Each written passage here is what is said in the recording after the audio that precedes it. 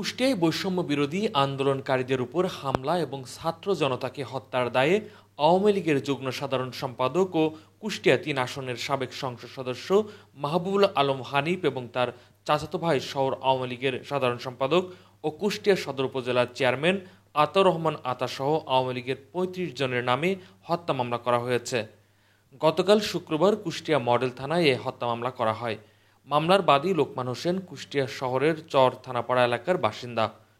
বৈষম্য বিরোধী ছাত্র আন্দোলনের সময় সংঘর্ষে ৫ই আগস্ট বিকেলে লোকমানের ছেলে আবদুল্লাহ নিহত হয়। মামলার এজাহারে উল্লেখ করা হয়, আবদুল্লাহর পিতা হাসপাতালে ভর্তি থাকায় হাসপাতাল থেকে বাড়িতে যাচ্ছিল খাবার আনতে। বেলা ৩টার দিকে থানাপাড়া ৬ রাস্তার মোড়ে পৌঁছালে সে সংঘর্ষের মধ্যে পড়ে। আবদুল্লাহ পালানোর সময় শহর আওয়ামী লীগের সাধারণ সম্পাদক ও হানিফের চাচাতো ভাই আতাউর রহমান আতা তার হাতে থাকা অস্ত্র দিয়ে গুলি করেন। এতে আবদুল্লাহ বুকে গুলি লাগার সাথে সাথে মাটিতে পড়ে যায়। পরে হাসপাতালে নিয়ে গেলে চিকিৎসক তাকে মৃত ঘোষণা করেন। আতাউর রহমান আতা এ মামলার ২ নম্বর আসামি।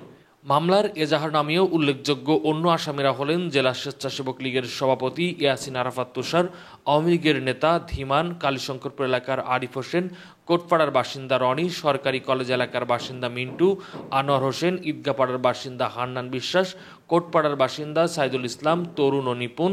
তবে আসামিরা সবাই পলাতক। এ ব্যাপারে জানতে আসামিদের অনেকের মুঠোফোনে কল করলেও তাদের পাওয়া যায়নি, ফলে এ বিষয়ে বক্তব্য নেওয়া সম্ভব হয়নি। এছাড়া একই দিনে একই ঘটনায় নিহত কুষ্টিয়া হরিপুর এলাকার বাসিন্দা বাবু হত্যার দায়ে মডেল থানায় আরও একটি হত্যা মামলা করা হয়েছে। কুষ্টিয়া সদর উপজেলার পরিষদের চেয়ারম্যান ও হানিফের চাচাতো ভাই আতাউর রহমান আতাকের প্রধান আসামি ৪০-৫০ জনকে অজ্ঞাতনামা আসামি করে আরও একটি হত্যা মামলা দায়ের করেন রাইসুল হক নামের এক ব্যক্তি। কোহিনুর ইসলাম, নিউজ বাংলা, নিউজ ডেস্ক।